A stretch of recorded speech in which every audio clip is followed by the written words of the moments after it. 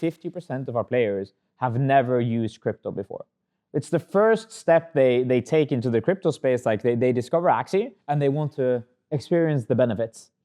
So they start playing the game. And what it turns out that 25% of those players, they've never even had a bank account. What I would say is that we're expanding way, way, way beyond anything that the crypto people had imagined, and we're really opening the market up to normal people.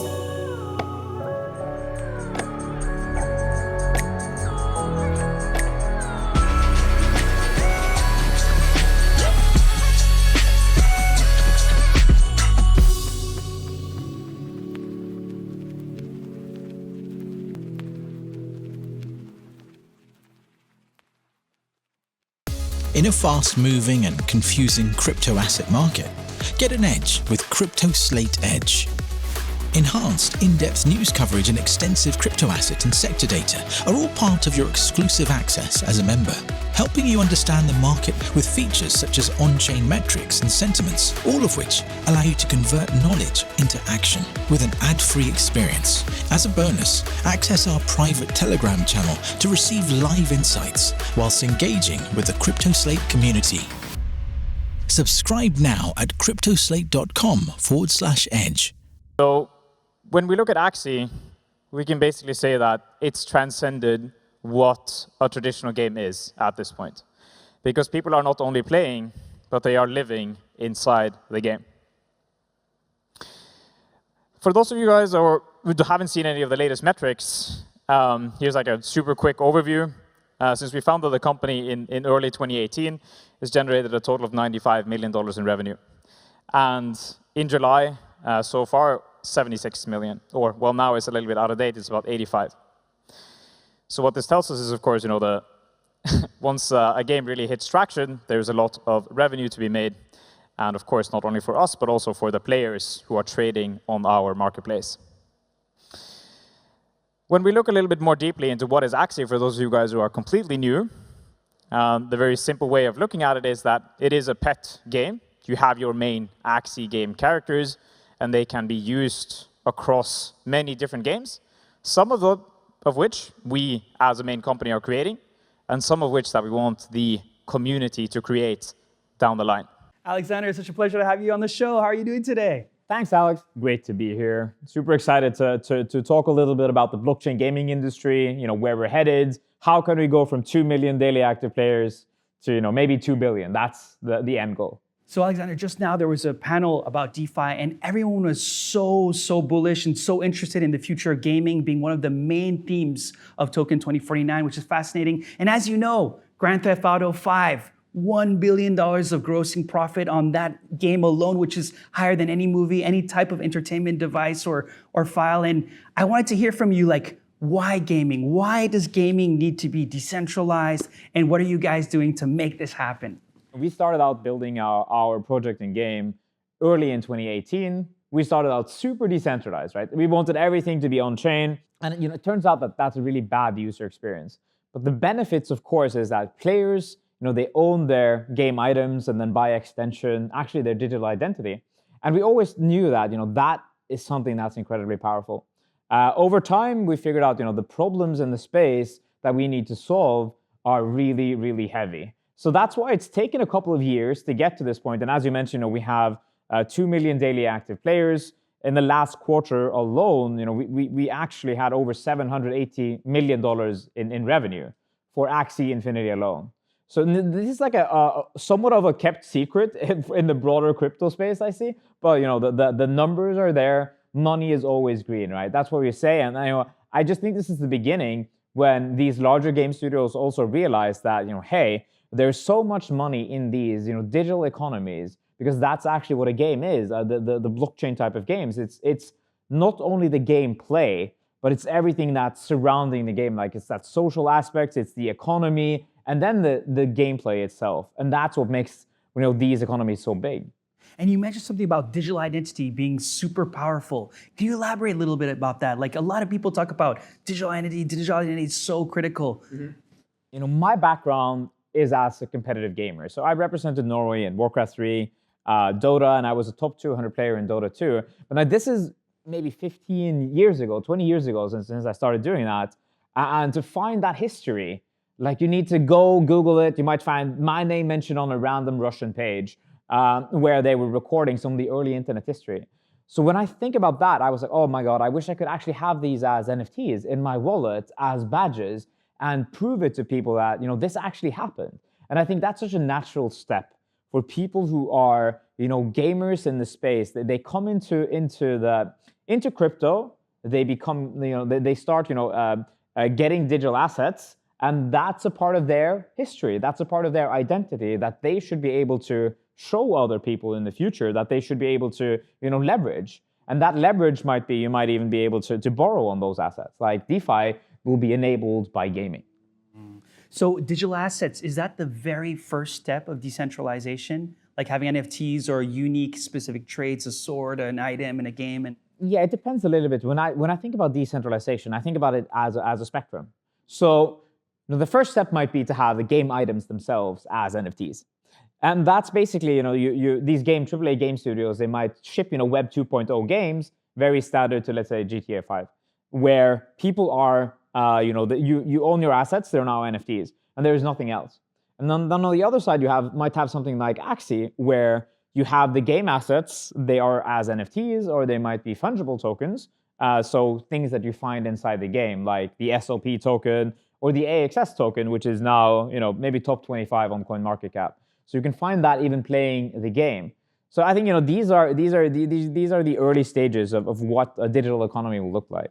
And earlier you mentioned about like making a living on the internet or through these games in the Philippines. Tell us a little bit about that story. That was very, very moving to hear. Such a great accomplishments. Yeah, so right now we have 2 million daily active players. About 600,000-700,000 of those are from the Philippines, and that's actually where this movement started, where we had a small user base at first, and they started to realize that, hey, actually spend turn my time into money. As I'm playing the game, I'm proving that so basically proof of play. You're proving that you're a human being, that you are, defeating opponents, that you're defeating, players in the arena, and that rewards you with a token. Now that token then has some value because it has demand inside the game universe, and that token itself, it's called a smooth love potion. It's now putting food on the table for over 600,000 players in the Philippines. So I would say, without a doubt, we're probably the most successful application outside of maybe exchanges, but we have even more users than some exchanges, or many exchanges. Is that really what gets you up in the morning and what makes your true purpose in life? It's like, I'm putting food on the plate of people by just creating fun things, and people don't have to go to work. They can enjoy life through decentralized games. Is that really what drives you these days? Yeah, it's a combination of that. Okay, when we started out, I mean, we were quite new to crypto, but of course, late 2017, everyone was super bullish. We came in, we loved Ethereum, we loved the fact that maybe that could be an open platform for the new internet. And the same also goes for for Bitcoin. When you own a Bitcoin, like the fact it's hard money, right? It's pretty unique. Over time, as the money aspect got less and less important, because we realized that the tangible benefits that we're adding to people's lives is actually more important. Now that, of course, might sound ideological, but truth be told, we could probably retire as a team because we work in the crypto space for so long. So it's less about the money right now, and more about what can we make, how can we make sure that the world that we're creating inside Axie is lasting longer than our lifetimes. So that's what I'm building towards. I really want to make this world into something that people are already living in it. But how can we make sure that it's not 2 million, that it's 20 million, that it's 2 billion? That's the potential addressable market here. We're not talking only about gamers. We're talking about everyone who doesn't have a job here, that who can actually, add, maybe make some tokens inside the digital realm. They should only have to need a mobile phone, an internet connection, and you can actually, join the digital space in a brand new way. So that's incredibly exciting to me. And then eventually, onboarding these people into not only gaming, but also turning them into, true blockchain and DeFi users, where they can leverage the assets that they have and, maybe lend on them. And I think the potential here is massive. The thing that we've been lacking is basically a breakout type of product that can actually show the benefits to normal players. So in Axie, actually 50% of our players have never used crypto before. It's the first step they take into the crypto space. They discover Axie and they want to experience the benefits.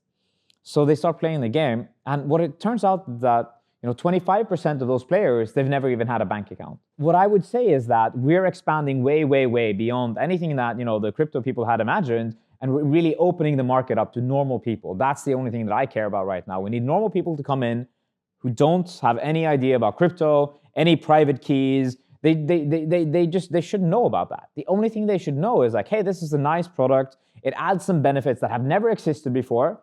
And now, because of blockchain technology, it actually does. So it was never possible to make this until this year, today. That's fantastic. So you're saying kind of like there's NFTs, they're earning tokens for playing proof of play. And now you're talking about combining, like meshing DeFi with gaming, with loans and collateral. Yeah. Is that the next step? Is that the evolution that you want to see next year, or what is coming up for us next year? Yeah, so in Axie, how did we get here? I think that's the first step we need to answer. So in Axie, we have a game, and we have a distribution platform, which is our own creation as well, because we couldn't distribute the game on the Apple Store, on Google Play. So because they don't support blockchain, right? And they are censoring to an extent, NFTs and all of that. So we needed to make that. So those were the first two steps. And then we also needed a blockchain that was actually powerful enough to handle the amount of transactions that we needed to have. So we needed to make that too. So now we're fully vertically integrated. We have everything. And now we're onboarding, we're making our own decentralized exchange so that people can trade these assets. You can think about it like, for those who have ever played World of Warcraft, you might have a marketplace there. That's basically a decentralized exchange, only you can gamify that. So we're building that, and we're also, of course, upgrading the game, releasing the version 2 of the game, which should be more fun, more engaging, easier to play. All of the stuff that, the crypto people, some have been skeptical of Axie, right? Because they might judge it on the quality of the art or the quality of the game compared to some of the AAA game studios in the world. Actually, those are not the ones that we are competing with. We see ourselves as a mobile game company, right? We want to make it easy, cute to play, and easy to learn. And that's, slowly happening. So I'm incredibly excited about the new game, and also expanding, the Axie Infinity universe into something that people can also start building on. Imagine, we already see people building Axie Infinity games on top of the Axie platform. So NFTs are the perfect vehicle for this stuff. And I think we're just seeing the scratching the surface here. So if my brother were here, he would give you a big hug and a double high five, because he believes as well, like you, that investing should be fun, should be gamified. Mm-hmm. Can you share a little more, some examples? Because some traditional investors will be like, I don't need it to be fun. This is just money management. But others say, no, everything needs to be fun in life because it makes you want to do it. What is your take on this? DeFi isn't sexy.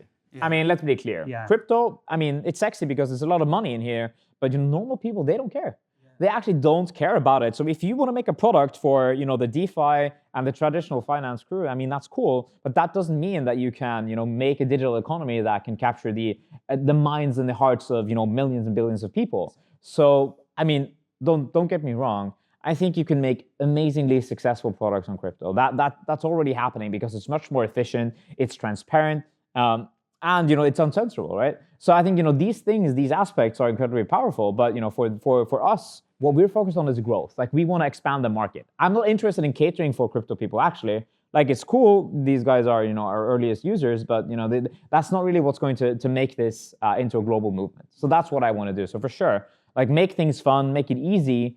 I kind of remove the barriers to entry. That's everything I care about. And for DeFi and in crypto in general, if you guys want to make it into a sandbox for those guys, that's cool, but that's not what I'm here for. All right, guys, question of the week.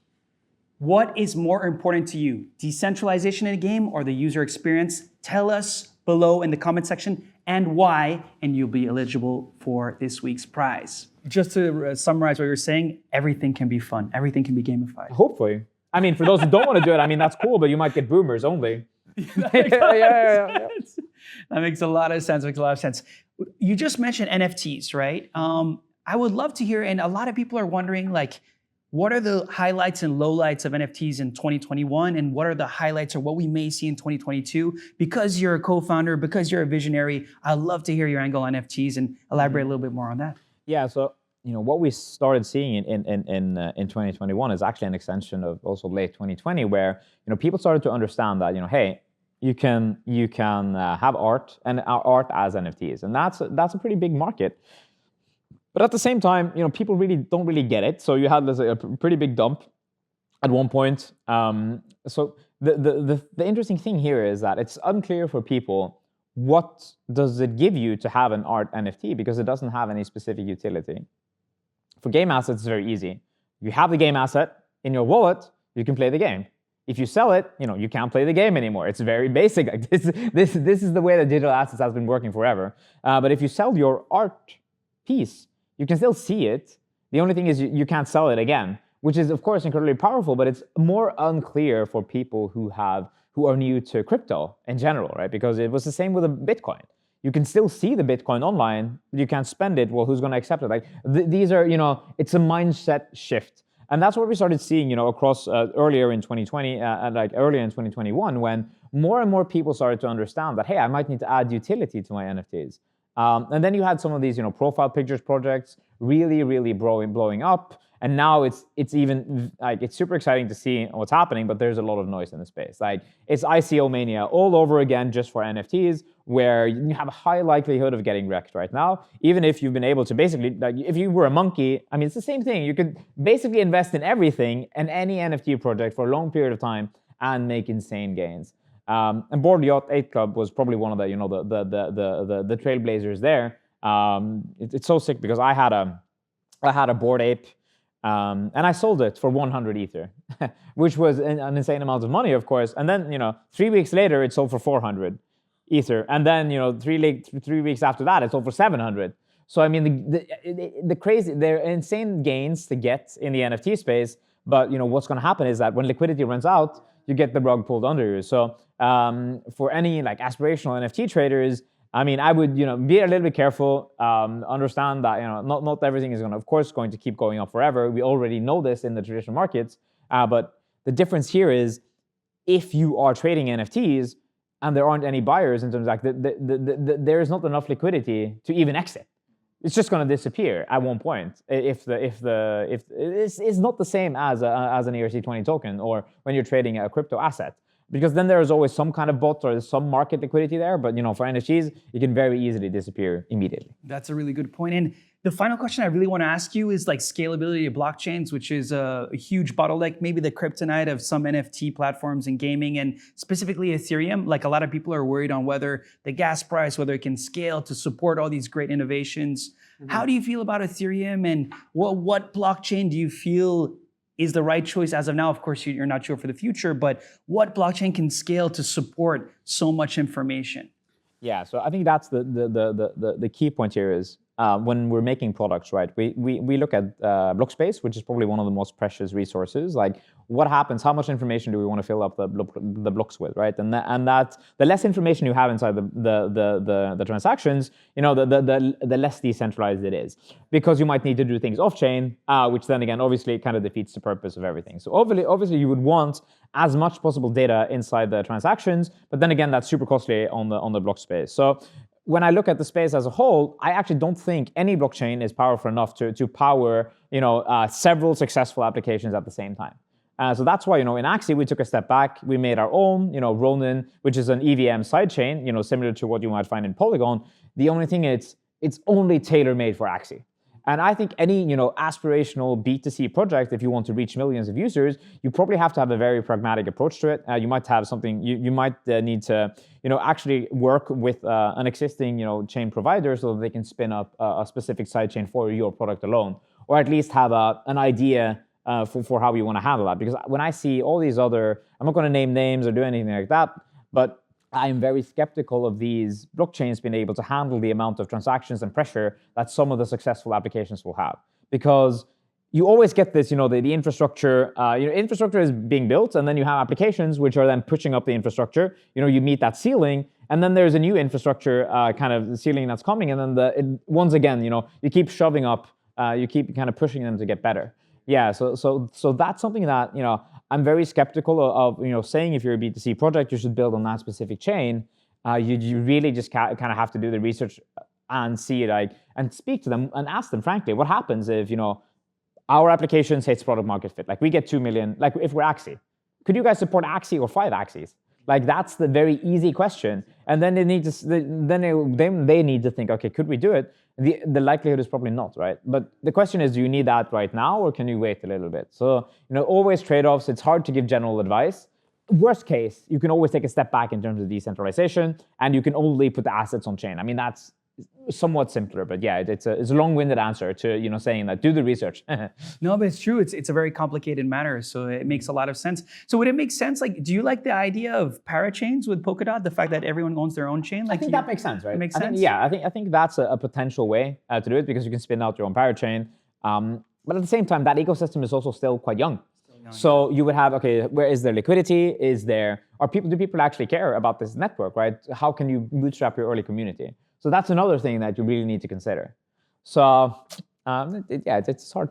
Time will tell. Yeah. It's been an absolute blast talking to you today, Aleksander. Thank you so much for coming on the show. Guys, check out Aleksander, Axie Infinity. Thank you so much for tuning in. Don't forget to like, subscribe, comment, and blast that bell notification to get access to more of these timeless interviews. Thank you so much for tuning in.